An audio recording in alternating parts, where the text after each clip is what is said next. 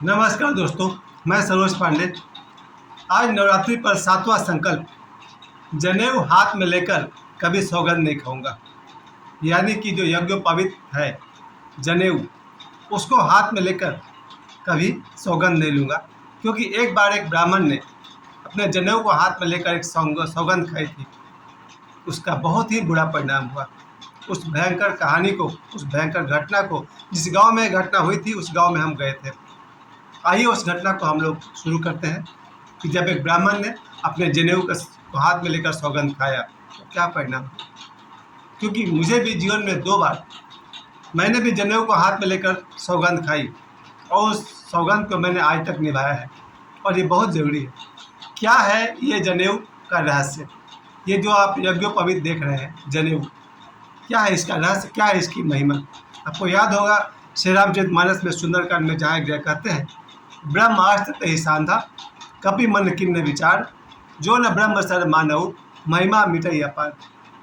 एक दृश्य आता है सुंदरकांड में, श्री रामचरितमानस में, जहाँ पर हनुमान जी के ऊपर मेघनाद ने ब्रह्मास्त्र का प्रयोग किया था, यानी जनेऊ से उनको बांध दिया था।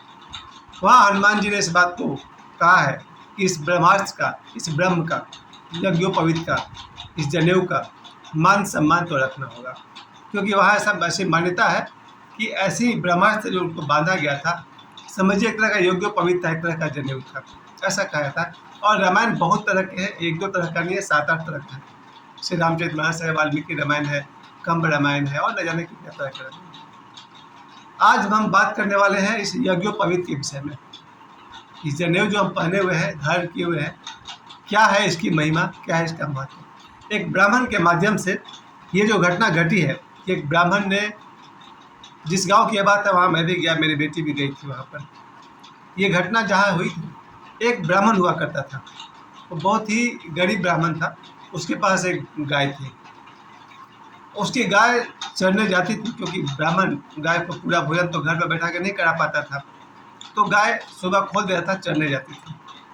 इसी तरह से मुझे, पहले मैं अपनी एक घटना बता दूं, मेरे घर की एक बात बता दूं कि मेरे परदादा श्री फलारी बाबा, उनके यहाँ एक गाय थी। वो गाय जल्दी किसी के खेत में कुछ खाती नहीं थी, लेकिन एक बार किसी के खेत में से कुछ खा लिया था।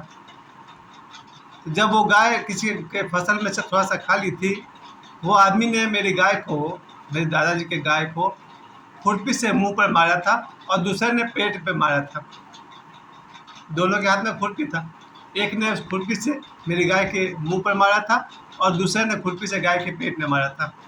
वो गाय मार खाने के बाद आई और मेरे परदादा को आकर बता दी। मेरे परदादा फलारी बाबा 1936 तक थे, वो एक सिद्ध संत थे। जब गाय उनके पास मार खा करके आई तो मेरे बाबा ने गाय को देखकर कहा कि जो तुमको मुंह पर मारा है वो मुंह से भोगेगा और जो पेट में मारा है वो पेट से भोगेगा।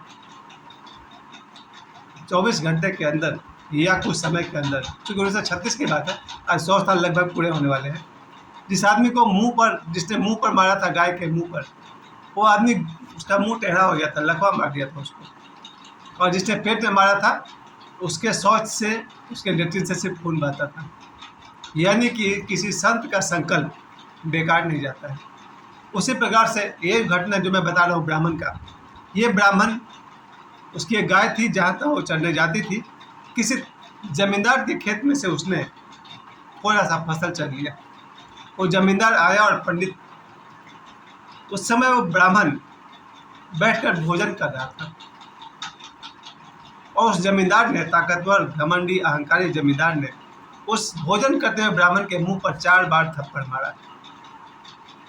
उस ब्राह्मण ने, जो बहुत दुखी हुआ कि भाई मैं भोजन कर रहा हूँ, तुमने आकर के थप्पड़ मारा, 4 थप्पड़ मारा ब्राह्मण को उसने।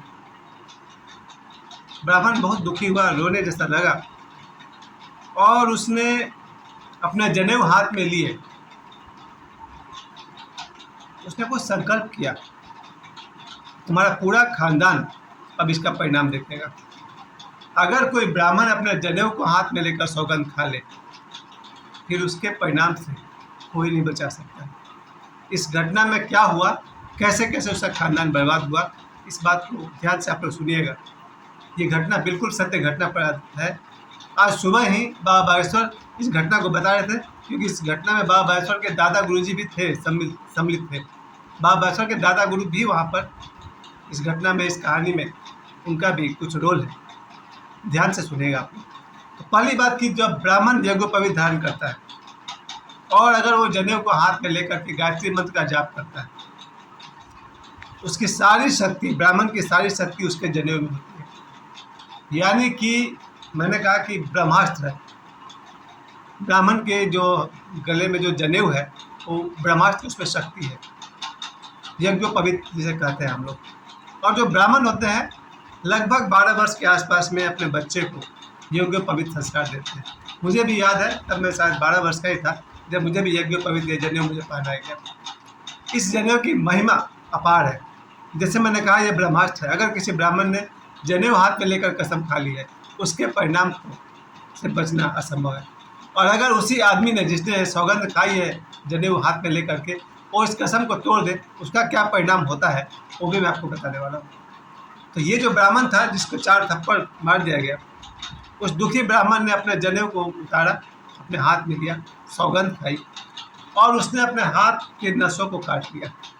और जो खून निकलता था उस खून में अपने जनेऊ को उसने टच कराए और उसने कहा, तुम्हारा पूरा खानदान तो बर्बादी से कोई रोक नहीं सकता है, तुम्हारे पूरे खानदान को मेरे पैरों के नीचे से गुजरना होगा। जमींदार को तो लगा कि भाई कुछ नहीं, ऐसे ऐसे बकवास मैंने बहुत सुने हैं, ये ब्राह्मण क्या कर लेगा, इसके जनेऊ छूकर कसम खाने से क्या हो जाएगा। जमींदार के सामने ब्राह्मण ने बात कही थी। जमींदार को लगा कि मेरी ताकत, मेरे पैसे, मेरे घमंड के आगे जनेऊ की क्या कीमत है। एक ब्राह्मण का जनेऊ में है क्या, क्या रखा हुआ है इसमें। धीरे धीरे समय बीतने लगा, बहुत ही अब खतरनाक समय आना शुरू हो गया, क्योंकि वो ब्राह्मण जो जनेऊ हाथ में लेकर कसम खाया था, उसके हाथ से जो खून निकले थे, उस खून ने उसने जनेऊ में सटाया था और तब उसने जनेऊ पकड़ कर कसम खाई थी। वो ब्राह्मण मर करके ब्रह्म राक्षस हुआ और ब्रह्म राक्षस की शक्ति का मुकाबला कोई तांत्रिक नहीं कर सकता है। उसके घर में, जमींदार के घर में उपद्रव होना शुरू हो गया। उसके घर के एक एक लोग मरते गए, कोई एक्सीडेंट में मर गया, कोई अकाल मृत्यु से मरा, घरों में गंदगी, क्या क्या, इतना उपद्रव हुआ कि पूरा घर परेशान हो गया। अधिक से अधिक लोग मरते चले गए। क्यों ऐसा हो रहा था, अभी घटना के आगे इसका अंत तक आप बाद में पहुँचेंगे। इससे पहले मैं बता दूं कि जनेऊ जो लोग भी धारण करते हैं, सबसे जो लोग जनेऊ धारण करते हैं, सबसे पहले मैं ये कहूँगा, ब्राह्मण का अर्थ होता है जो ब्रह्म की खोज की जिज्ञासा रखता है, जो ब्रह्म की खोज की साधना करता है, जो ब्रह्म के साक्षात्कार की साधना करता है, जो वेद उपनिषद, रामचरितमानस, हनुमान चालीसा का पाठ करता है, जो शाकाहार भोजन पर निर्भर है। लेकिन मैं ऐसे ऐसे ब्राह्मणों को भी जानता हूँ, कहने को तो ब्राह्मण है वो लोग, लेकिन वो लोग मांस, मछली, अंडा, शराब सब कुछ लेते हैं। जरा सोचिए, जो ब्राह्मण मांस, मछली, अंडा खाता हो, शराब पीता हो, क्या उसके जनेऊ में ब्रह्मास्त्र की शक्ति होगी? मेरी अपनी अल्प बुद्धि के अनुसार नहीं होगी। इस जनेऊ की महिमा यह है कि जब कोई व्यक्ति इस जनेऊ को धारण करे, जहाँ तक हो सके बहुत ही सात्विक जीवन जीना चाहिए, जिसे ब्रह्मचर्य कहा गया है। ब्रह्मचर्य मतलब ब्रह्म जैसा आचरण। जनेऊ धारण करने वाले व्यक्ति को मेरे हिसाब से बहुत ही सुंदर और सुशील और समुचित रूटीन उसका होना चाहिए। लेकिन लोग जनेऊ पहनकर कोई ऑमलेट खा रहा है, कोई मछली खा रहा है, कोई मांस खा रहा है, कोई शराब पी रहा है, कोई वेश्यावृत्ति कर रहा है, कोई पर स्त्री गमन कर रहा है। ऐसे में इस जनेऊ में ब्रह्मास्त्र की शक्ति नहीं बचेगी। लेकिन जो ब्राह्मण ध्यान करता है, योग करता है, मेडिटेशन करता है, शाकाहार भोजन लेता है, उसके भोजन आहार शुद्ध है, ब्रह्म की साधना करता है, ईश्वर प्राप्ति के उपाय करता है, उसके जनेऊ में ब्रह्मास्त्र की शक्ति होती है। मुझे जीवन में 2 बार जनेऊ हाथ में लेकर कसम खानी पड़ी, क्योंकि मैं भी फेडअप हो गया था। और जो मैंने 2 बार कसम खाई कि अमुक काम, जो भी मैंने कहा, उसको मैं आज तक निभा रहा हूँ। 2 बार मेरे जीवन में इस ब्रह्म सूत्र को, इस जनेऊ को हाथ में लेकर मैंने कसम खाई थी। वहाँ पर जब वो ब्राह्मण, जब ब्रह्म पिशाच हो गया और पूरे घर को परेशान करने लगा, कई लोग मरने लगे, तो उन्होंने घबरा करके बहुत सारे तांत्रिकों को बुलाया, पर किसी तांत्रिक में दम नहीं है कि जनेऊ लेकर कसम खाए हुआ ब्राह्मण से बच सके। अंततः बाबा बागेश्वर के दादा गुरुजी, उनको ही बुलाया गया था। और भी कई सिद्ध थे। सभी सिद्धों ने आह्वान किया ब्रह्म राक्षस को कि आओ सामने। वो नहीं आते थे, और कोई भी तांत्रिक अपने तंत्र के बल पर उनको नहीं बुला सकता है, क्योंकि ब्राह्मण के जनेऊ की बहुत ताकत है। अंततः उन्हें कसम दी गई। बाबा बागेश्वर के दादाजी ने कहा, पंडित धीरेन्द्र शास्त्री की बात कर रहा हूँ, बाबा बागेश्वर, उनके दादाजी ने कहा कि यदि तुमने कभी भी जनेऊ धारण किया है, जनेऊ का सम्मान किया है, गायत्री मंत्र का पाठ किया है, तो आ जाओ सामने, तुम्हें तुम्हारे जनेऊ की सौगंध। तब वो जो ब्रह्म राक्षस थे किसी सामने वाले व्यक्ति में आए और बोले, मैं हूँ राम निवास पांडे। और उन्होंने बताया कि जब मैं भोजन कर रहा था, मुझे 4 थप्पड़ मारा था जमींदार ने, और इसलिए मैंने जनेऊ हाथ में लेकर मैंने कसम खाई थी। सभी लोगों ने विचार किया, फिर उन्होंने कहा, आखिर आप चाहते क्या हैं? तो बोला, इसका पूरा खानदान मेरे पैरों के नीचे से पार करेगा। तब इन्होंने वहाँ पर एक चौखट बनवाई, एक घर बनवाया। उस चौखट को पंडित जी के पैर का प्रतीक माना गया, और उस चौखट के नीचे से उस परिवार के हर लोग वहाँ से पार करते हैं।